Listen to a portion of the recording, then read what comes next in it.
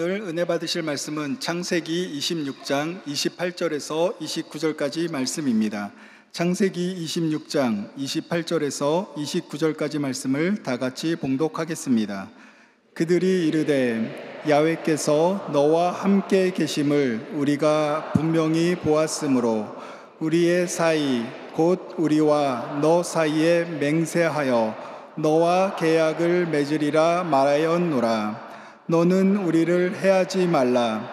이는 우리가 너를 범하지 아니하고 선한 일만 내게 행하여 내가 평안히 가게 하였음이니라. 이제 너는 야훼께 복을 받은 자니라. 아멘. 옆에 분과 인사 나누겠습니다. 오늘은 참으로 좋은 날입니다. 우리 모두에게 좋은 일이 일어납니다.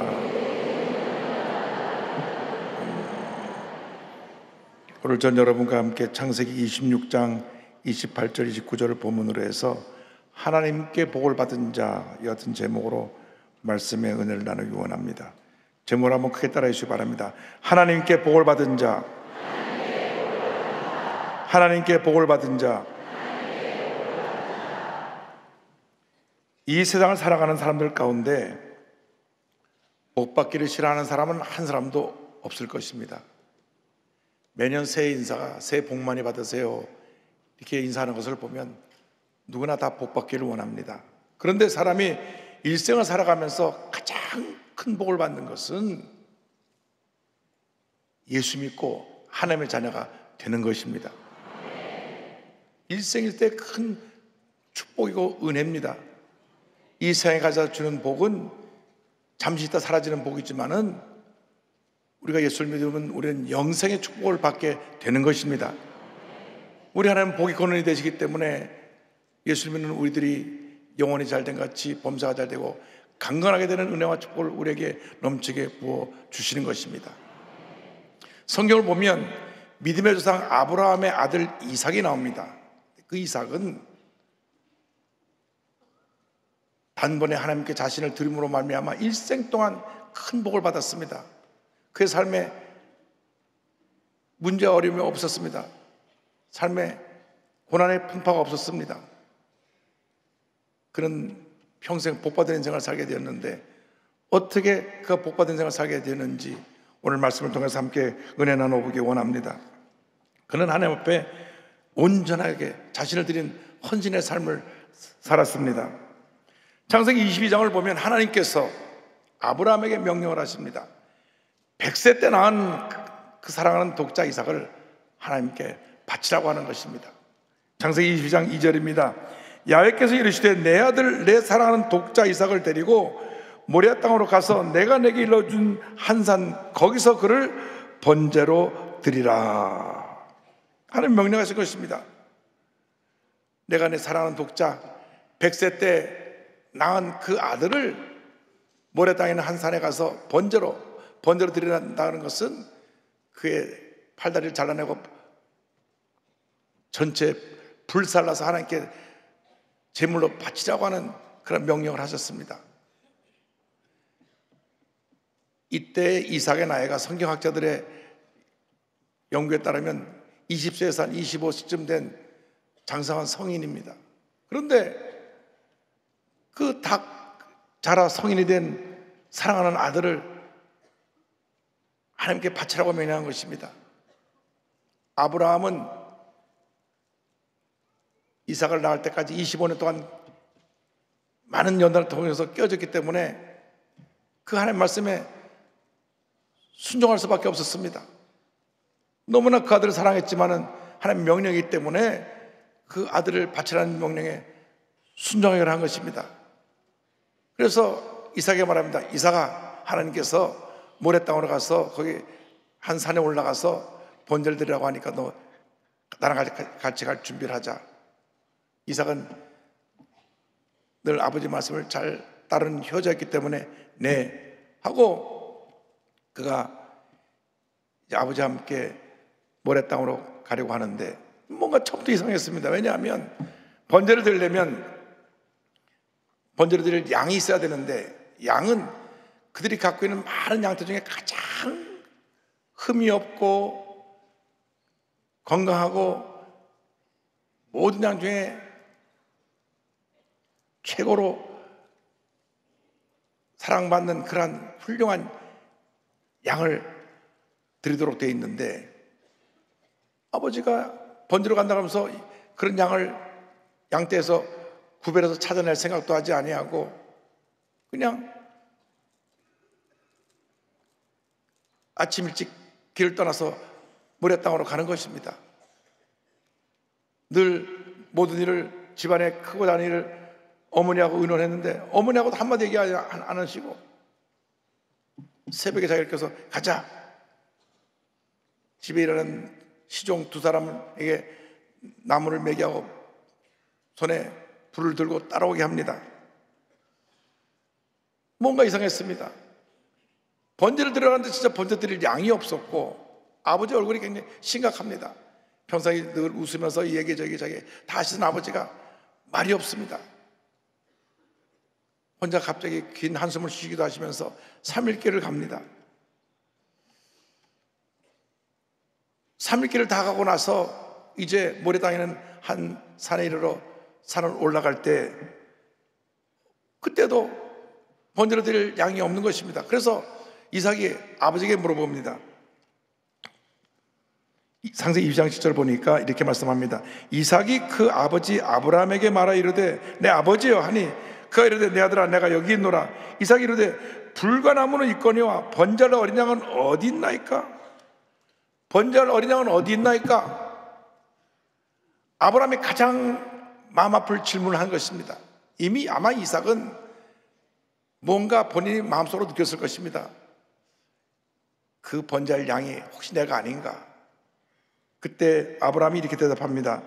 아브라함이 이르되 내 아들아 번제할 어린 양은 하나님이 자기를 위하여 친히 준비하시라 하고 두 사람이 함께 나아가서 아버지의 말을 듣고 그는 그가 생각하던 것이 맞다고 생각했습니다. 하나님께서 나를 바치라고 하셨고 우리 아버지 아브라함은 하나님 말씀에 절대 순종해서 나를 데리고 여기까지 왔구나. 그래서 아버지의 하나님 말씀을 순종하는 믿음의 자신도 그저 순종하고 따르기로 했습니다. 그래서 산에 올라가니까 아니나 다를까 자기를 묶어서 칼을 들어서 자기를 죽이려고 했을 때도 그는 뿌리치지 아니하고 그대로 자신을 맡겼습니다. 창세기 2장 9절 10절입니다. 하나님이 그에게 일러 주신 곳에 이른지라 이에 아브라함이 그곳에 제단을 쌓고 나무를 버려놓고 그의 아들 이삭을 결박하여 제단 나무에 놓고 손을 내밀어 칼을 잡고 그 아들을 잡으려 하니, 이삭은 힘센 청년이었기 때문에 120세가 넘은 아버지를 그냥 밀쳐버리고 아버지 그랬어요. 아버지 혹시 치매 온 거 아니에요? 너무 때려버리고 그냥 그 자리에 피해갔다면 그 위기를 모면할 수 있었을 것입니다. 그런데 이삭은 순종의 사람이었습니다. 하나님의 뜻이라면, 아버지 뜻이라면 내 자신을 주님께 드리겠습니다. 그래서 아버지가 자기를 묶는데도 가만히 반응하지 않고 칼을 들어 자기를 죽이려고 하는데도 눈을 감고 그냥 아버지가 칼을 내리치기만을 기다렸습니다. 그때 놀라운 일이 났습니다. 갑자기 하늘부터 소리가 들려오는데 창세기 2장 12절 13절 급히 아브라함의 하는 행동을 멈추겠습니다. 사자가 이르시되 그 아이에게 내 손을 대지 말라, 그에게 아무 일도 하지 말라. 내가 내 아들 내 독자까지도 내게 아끼지 아니하였으니 내가 이제야 내가 하나님을 경외하는 줄을 아노라. 아브라함이 눈을 들어 살펴본즉 한 순양이 뒤에 있는데 뿔이 수풀에 걸려 있는지라 아브라함이 가서 그 수장을 가져다가 아들을 대신하여 번제로 드렸더라. 할렐루야.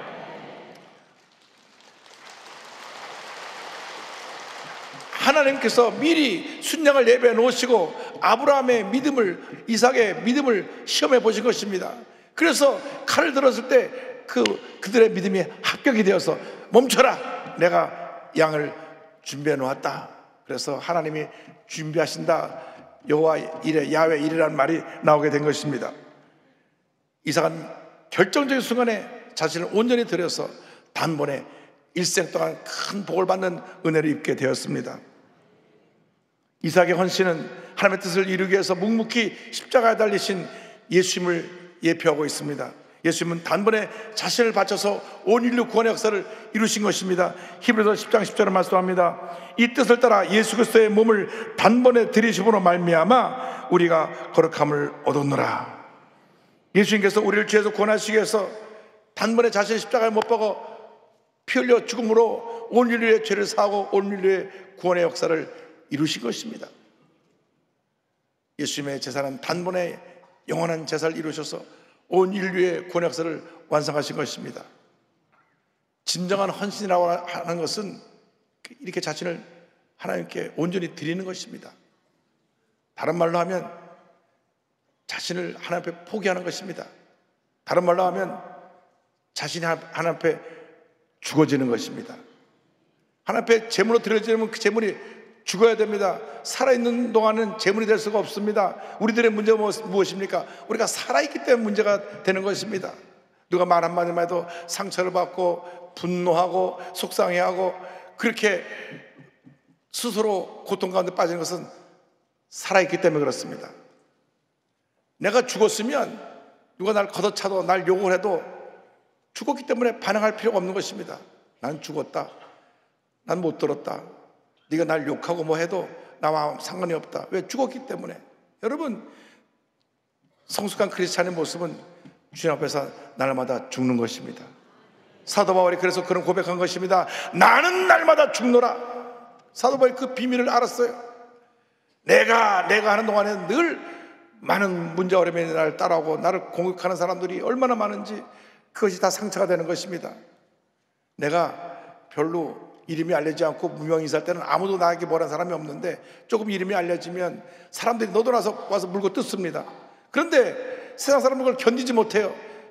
고통스러우니까 술을 마시고 그냥 그것을 인간적인 방법으로 이겨보려고 하지만은 해결이 안 됩니다. 예수 믿는 사람들은 그러한 어려움이 나올 때 주 앞에 엎드려 기도해야 되는 것입니다. 내 자신을 죽여야 되는 것입니다. 나는 아무것도 아닙니다. 주님만이 나를 대신하여 큰 역사를 이루어 주시옵소서. 기독교의 진리는 역설적인 진리입니다. 죽으면 살고 살고자 하는 자는 죽는 것입니다. 그래서 하나님 앞에 우리 자신을 거룩한 산제사드리라고 사도 바울은 로마서 12장 1절에 말씀합니다. 그러므로 형제들아 내가 하나님의 모든 자비하심으로 너희를 권하노니 너희 몸을 하나님이 기뻐하시는 거룩한 산 제물로 드리라. 이는 너희가 드릴 영적 예배니라. 헌신이라고 하는 것은 내 삶 전체를 하나님께 드리는 것입니다. 내 마음과 뜻과 정성을 다하여 주님을 사랑하는 것입니다. 신명기 6장 5절에 이와 같이 말씀합니다. 너는 마음을 다하고 뜻을 다하고 힘을 다하여 내 하나님 야훼를 사랑하라. 주 하나님을 사랑하는 것이 바로 헌신이고 주 앞에 주의 뜻에 순종하는 것이고 주의 뜻을 이루게 되는 것입니다. 이삭은 단번에 자신을 들여서 한평생 큰 복을 받았습니다. 자신이 주 앞에 자신을 드리고 난 다음 받은 축복, 헌신한 자에게 준 축복이 그 성경을 보면 뒤에 계속 설명되어지고 있습니다. 하나님께서 이렇게 자신을 하나님 앞에 바치기로 헌신한 이삭에게 정말 준비되고 훌륭한 아름다운 아내를 선물로 주십니다. 아브라함이 그의 아내를 구하기 위해서 종을 멀리 보내는데 그 바다나람이라는 곳에 가서 신부감을 구해올 때 그 집에서 가장 훌륭한 리브가를 하나님이 택하게 하시고 리브가가 온 가족의 축복 가운데 이삭의 아내로 오게 됩니다. 창세기 24장 10절에 이 같은 말씀이 나옵니다. 리브가에게 축복하여 이르되 우리 누이여 너는 천만인의 어머니가 될지어다. 내시로 그 원수의 성문을 얻게 할지어다. 이삭은 리브가 결혼해서 쌍둥이 아들을 낳습니다. 에서와 야곱을 낳는데 이 야곱이 나중에 이스라엘 12지파의 조상이 됩니다. 이렇게 가정의 복을 받았죠. 물질의 축복을 또 엄청나게 받았습니다. 당시 농경사에서 수확을 얻기가 굉장히 힘든 시대인데 그런 농업의 전문가도 아니면서도 하나님의 축복의 성일이 함께 하셔서 그가 농사를 지었을 때 100배 복을 받았습니다. 창세기 20장 12절 13절입니다. 이삭이 그 땅에서 농사하여 그해 100배나 얻었고 여호와께서 복을 주심으로 그 사람이 창대하고 왕성하여 마침내 거부가 되어 100배나 얻었고 창대하고 번성하여 마침내 거부가 되었다고 성경은 말씀하고 있는 것입니다. 복은 하나님께로부터 오는 것입니다. 우리 이 땅 사는 동안 하나님을 잘 섬기고 하나님 앞에 헌신하면 하나님께서 영혼이 잘된 같이 범사를 되며 강건하게 되고 생명 얻되 풍성한 은혜를 우리에게 선물로 주시는 것입니다. 여러분, 우리가 물질을 따라가는 한은 부자가 될 수가 없습니다. 평생 고생만 합니다. 물질이 우리를 따라와야 되는 것입니다. 하나님을 잘 섬기는 사람이 하나님 중심으로 살아가면 물질이 우리를 따라오는 것입니다. 하나님의 축복이 우리를 따라오는 것입니다. 그 당시에 물이 아주 귀한 시대였습니다. 지금도 아프리카에서 우물 하나 팔려면 한 2만 불 정도 드는데 한 번에 물이 안 나옵니다. 깊이 30피트 이상 그 땅을 뚫어서 물이 나와야 되는데 안 나오면 또 땅에서 또 구멍을 내서 땅을 파야 됩니다. 그 당시 또 물 찾기가 참 어려웠던 시대인데 하나님이 함께 하시니까 이삭이 땅만 파면 우물이 터져 나왔습니다. 그것을 보고 블레 사람들이 와서 그 우물을 빼앗아 갑니다. 야, 저들과 다투지 말자, 그냥 우물 주자. 다시 또 파니까 또 우물이 터져 나왔습니다. 또 쫓아와서 그걸 우물을 내놓으라 그럽니다. 그러니까 이삭이 이 우물도 저들에게 주어라. 그래서 또 가서 또 파니까 또 우물이 나왔어요. 그러니까 블레 사람들이 아이고 저 사람 물줄기가 따라다니나 보다. 아야, 더 이상 저 사람 괴롭히지 말자. 그래서 그 물을 얻게 되었는데 26장 22절에 설명이 나옵니다. 이삭이 거기서 옮겨 다른 우물을 봤더니 그들이 다투지 아니하였으므로 그 이름을 르호봇이라 하여 이르되 이제는 야훼께서 우리를 위하여 넓게 하셨으니 이 땅에서 우리가 번성하리로다 하였더라. 하나님께 인정받았기 때문에 그런 땅에서 번성한 복을 받게 된 것입니다. 그래서 이삭은 하나님 앞에서도 인정받고 사람 앞에서 인정받는 그러한 훌륭한 지도자가 되었습니다. 여러분, 이 세상 살아간 동안에 우리가 먼저 하나님 앞에 인정받는 사람이 되어야 됩니다. 사람들의 인정은 두 번째입니다. 하나님 앞에 인정받고 난 다음에 우리는 사람 앞에 인정을 받게 되는 것이고 또 하나님 앞에서 위대하게, 사람 앞에서 위대하게 쓰임받는 주님의 일꾼이 되는 것입니다. 그는 언제나 먼저 하나님과의 관계를 바르게 해서 하나님 앞에 제단을 쌓고 예배드리기를 힘썼습니다. 하나님의 음성 듣기를 사모했습니다. 창세기 26장 23절로 25절로 설명합니다. 이삭이 거기서부터 브엘세바로 올라갔더니 그 밤에 여호와 야훼께서 그에게 나타나 이르시되 나는 내 아버지 아브라함의 하나님이니 두려워하지 말라. 내 종 아브라함을 위하여 내가 너와 함께 있어 내게 복을 주어 내 자손이 번성하게 하리라 하신지라. 이삭이 그곳에 제단을 쌓고 야훼 이름을 부르며 거기 장막을 쳤더니 이삭의 종들이 거기서도 우물을 팠더라. 하나님 말씀 듣고 예배를 드리고 난 다음 땅을 팠더니 또 우물이 터져 나왔습니다. 하나님 앞에 예배 드리기 힘쓰는 자들에게 주님이 복을 주시는 것입니다. 예배는 우리 하나님께 나아가는 축복의 통로인 것입니다. 다른 것은 적당하고 소홀히 할 수 있어도 우리는 절대는 예배를 소홀히 하면 안 됩니다. 우리 예배드리기에 최선을 다해야 되는 것입니다. 하나님과의 관계가 바로 된 것은 우리가 주 앞에 예배드리는 태도를 보면 알 수 있습니다. 늘 예배드리기를 사모하는 사람에게 하나님의 은혜가 축복이 임하고 예배드리기에 소홀할 때 하나님의 은혜가 그에부터 멀어지는 것입니다.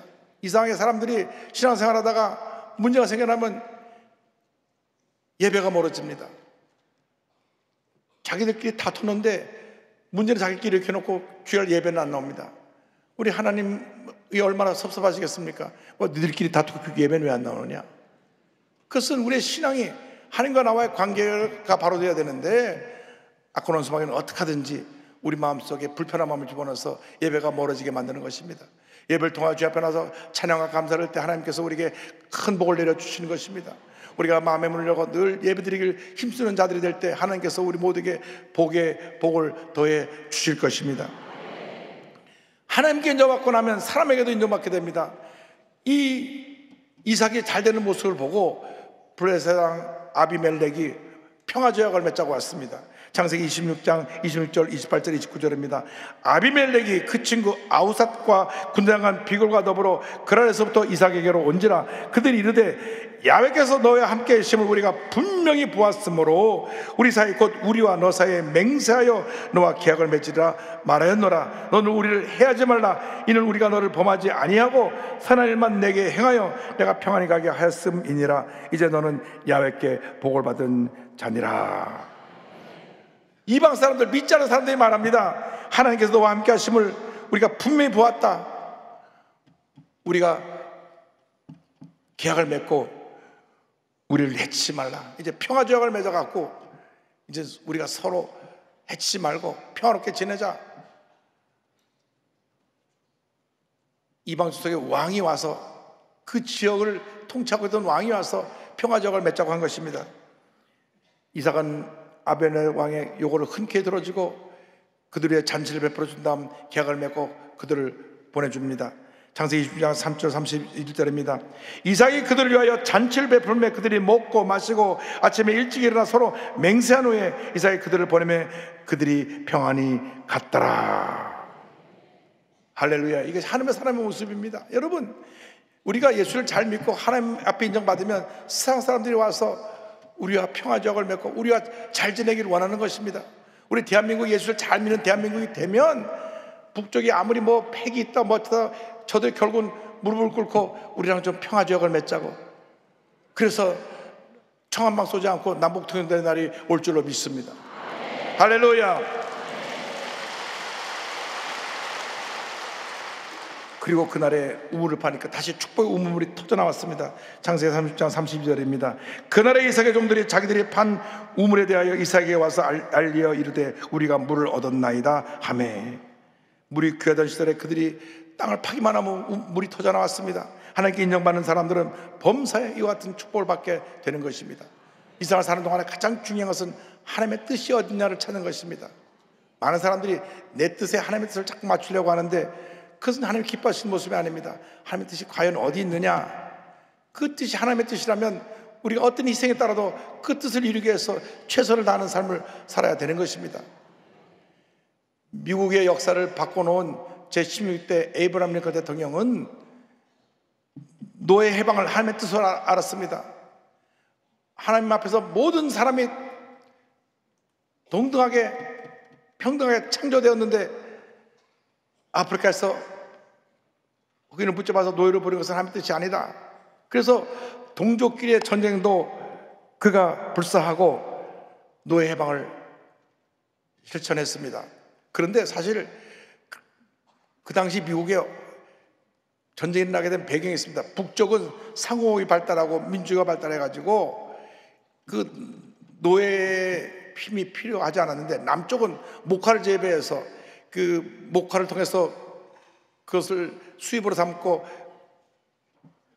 그것으로 경제활동을 했기 때문에 많은 지주들이 많은 노예들을 붙잡아다가 이 목화밭에서 일을 하게 했습니다.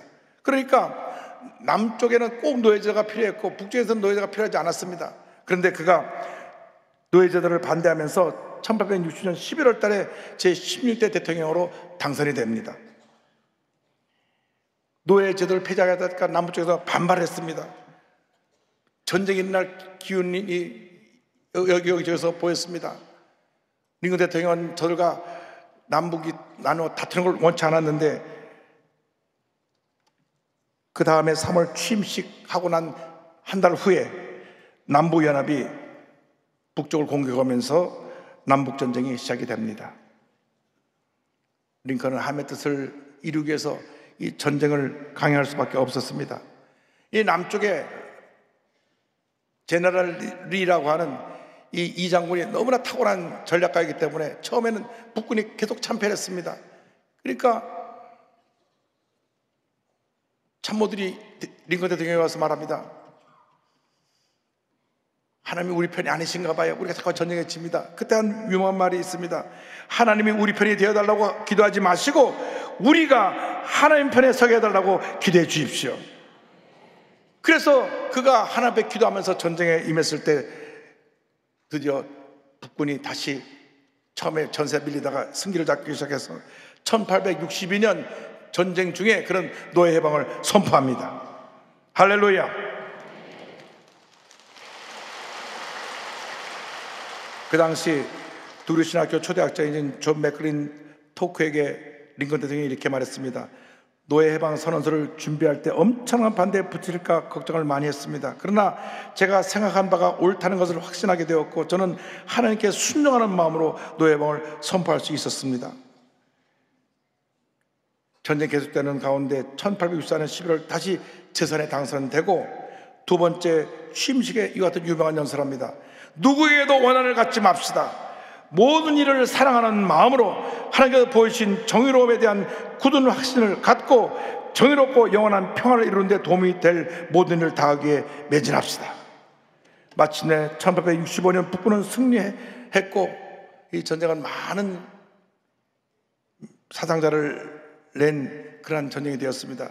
전체 인구의 3%에 해당되는 103만 명의 사상자를 냈고 남북전쟁 군인 62만 명이 전사를 했습니다. 3분의 2는 질병으로 목숨을 잃었습니다. 하나님 기뻐하시는 일을 하기 위해서 이처럼 희생이 컸던 것입니다. 하나님의 뜻이라면 어떤 희생도 감수하고 그 뜻을 이루어 나가야 되는 것입니다. 링컨은 전쟁에서 승리했고 노예제도를 폐지함으로 말미암아 인류 역사에 남는 위대한 지도자가 되었습니다. 그런데 남북전쟁이 끝나고 닷새가 지난 후에 1865년 4월 15일 그가 부인 메리 토드리 링컨과 영부인과 함께 포드 극장에서 공연을 보던 중에 밤 10시에 남부 지지자인 존 월크스 부스 일당에서 총에 맞아 암살당하고 맙니다. 그는 노예를 해방시키고 남북을 통일하고 난 후에 닷새 만에 그 삶을 마치게 된 것입니다. 그런데 그가 이런 글을 남겨놨습니다. 만약 내가 암살자의 손에 죽어야 하는 것이 하나님의 뜻이라면 나는 분명 그것을 받아들여야 합니다. 그때까지 내가 알고 있는 나의 의무를 다해야 합니다. 그리고 나머지는 하나님께 맡길 것입니다. 그는 자기의 목숨을 내어놓고 노예 해방이라고 하는 사명을 완수한 것입니다. 사명을 완수할 때 희생이 따릅니다. 여러분 어떤 희생이 따른다고 할지라도 하나님의 뜻이라면 그 뜻을 이루어나가는 여러분 모두가 되기를 바랍니다. 진정으로 복받은 인생이라고 하는 것은 하나님의 뜻에 순종하는 삶입니다. 이삭이 자신을 하나님 앞에 드릴 순종과 헌신했기 때문에 복받은 인생이 되었고 에브라임 링컨은 비록 목숨을 잃었지만 그의 죽음으로 말미암아 미국의 노예 제도가 폐지되고 모든 사람이 함께 하나님 앞에 영광 돌리는 그러한 모든 인류의 평화를 가져오는 기초를 놓게 되었던 것입니다. 일생을 살아가는 동안에 어떤 문제가 어려움이 와도 여러분 절대로 포기하지 말고 물러서지 말고 하나님의 뜻을 이루기 위해서 믿음으로 전진 또 전진해 나가시기 바랍니다. 많은 도전이 다가올 것입니다. 어려움이 다가올 것입니다. 그러나 전혀 그러한 문제를 바라보지 말고 믿음의 주여 온전케 하신 주님만 바라보고 나갈 때 하나님께서 우리 모두에게 놀라운 은혜와 축복을 베풀어 주실 것입니다. 주님, 내게 주신 주님의 뜻을 믿음으로 일어나게 하여 주옵소서. 어떤 희생이 따라도 어떤 어려움에 따라도 그 일을 이뤄나가는 우리 모두가 되게 하여 주옵소서. 우리가 믿음의 고백으로 찬송가 382장을 함께 부르겠습니다. 너근 심 걱정 말아라 주 너를 지키리 주 날개 밑에 거하라 주 너를 지키리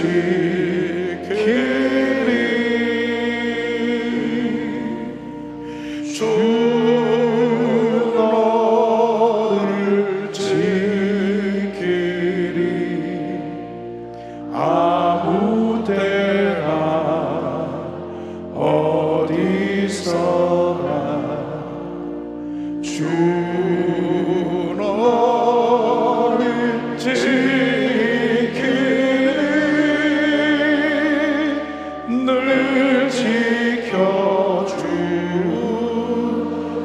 지켜주시리 어려운 낙심될 때에 어려운 낙심될 때에 주 너를 지키리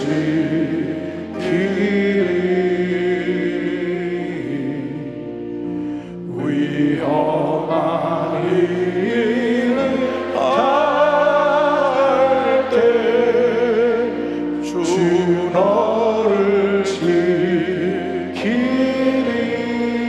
아멘 주 너를 지키리 아무 때나 어디서나 주 너를